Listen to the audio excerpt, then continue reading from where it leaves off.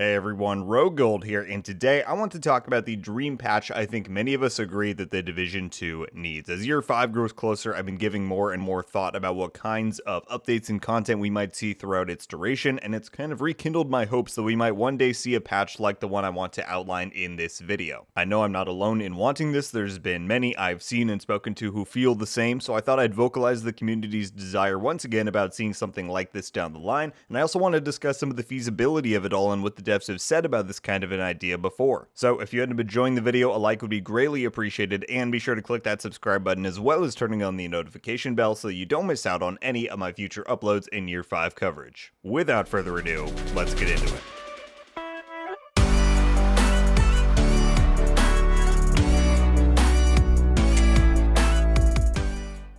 Where I want to begin with is just a single word that will probably get a lot of you on board with me: reworks. Not to game systems or specializations or even Kenley College, though that would be cool too. No, rather reworks to the items we use every day in the game. Most specifically, I'm referring to talents, but also brand sets and weapon tuning as well. It's no secret that a vast amount of the build making tools in this game are underpowered, underused, or both.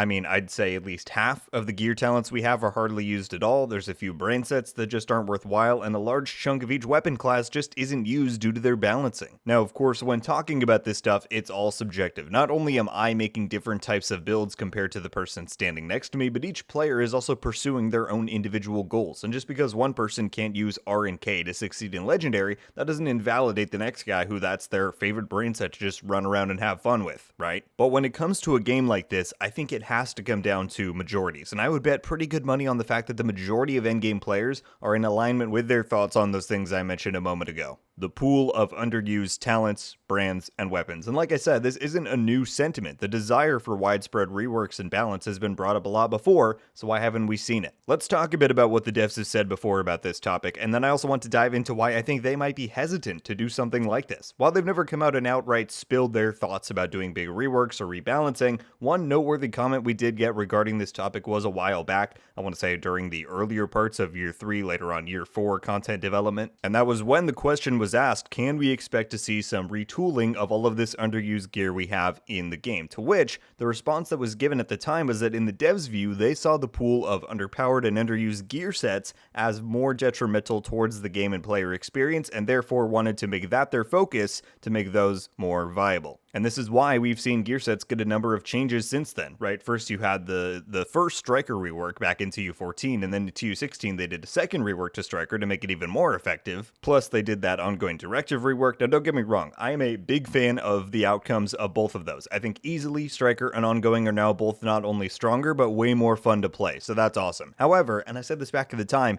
I pretty heavily disagree with the dev's statement that underperforming gear sets are more detrimental to the game compared to underperforming talents. Simply because there are more weak talents and you encounter them much more often in the loot you collect. Now, of course, I don't have any internal data to look at, my experience is entirely anecdotal, but given so many players seem to agree that talents and general gear needs more attention, I would venture a guess to say that is the majority opinion. So regardless of what the circumstances were back then, we are now almost headed into year 5, and I think especially now that 2 of the gear sets have been tuned and are much better off, there's been no better time for us to get a patch or even a series of patches that focuses on buffing up and reworking the underpowered items and talents in the game. Yet we've still heard no plans for it, and I would guess that there's a reason for that. Now again, I just want to stress that this is entirely my own speculation and what I've been able to put together off of the comments that the devs have made, but what it seems to be like to me is that the devs are very loyal towards the seasonal structure they have in place, because it's what's gotten them consistently greenlit more content. I know it may seem hard to believe, but Yannick and others have basically said flat out that yeah, seasonal purchases are more or less what got the Division 2 to receive more content after year 2, and it's what got year 5 greenlit just a few weeks after year 4 kicked off. So clearly that model works well for the game, and ever since seasons began, that model has consisted of bringing in new brand sets, gear sets, talents, exotics, etc. each season. And hypothetically, if they were to do one big update that rebalanced and repurposed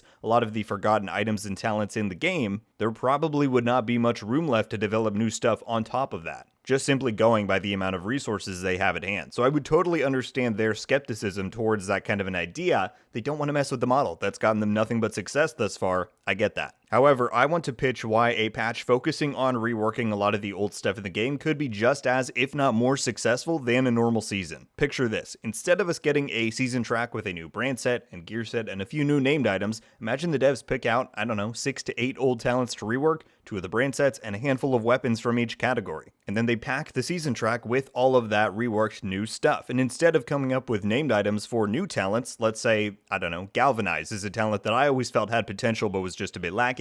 Maybe they tune that up, and Protected Reload, and they made perfect versions of those new and improved talents as named items. Same deal with 2 of the weapon talents in the game, slap those onto redone brand sets and weapons, and maybe instead of us getting new exotics, they pick out 2 or 3 of the least used old ones. I don't know, let's say the Merciless and the Imperial Dynasty, add those reworked exotics into the track and pad it out with some extra exotic caches and compensation. And because all of the new seasonal stuff would be old gear models, that would mean that the art team wouldn't need to spend time or resources creating new gear models for that season, and so maybe they'd be able to create a few more weapon skins or other cosmetics to put into the track as well. Because I'm quite certain that the portion of the player base that mainly buys the premium season tracks isn't the casual player who's only enticed by new gear. No. It's us. It's the hardcore who are completionists. We've got Division FOMO. We want all the cool cosmetics. And if they did a season dedicated to revamping a lot of the old and underused items and loaded the season pass with all of that stuff and extra cosmetics because of the saved design resources, I feel like that would even be more popular and might sell even better than a normal season does nowadays, because you're pandering to the exact audience that cares about that stuff. Now, of course, keep in mind that this is all entirely hypothetical. I don't have the data or the knowledge that the devs do. Maybe there are better reasons that exist for why something like this would be unpopular or risky or just otherwise not viable. But from my perspective, I think doing a patch like this would be a big win with the player base and, most importantly, the most dedicated players of the game. And that's not to say that this patch wouldn't come with any new content. No, obviously we would still get the seasonal story content, maybe something on par with TU16's new legendaries or a little more if we're lucky. Who knows? Seems like a pipe dream at this point. Like I said, this has been talked about many times before, but with Year 5 kicking off soon, I figured I would give it one last shot.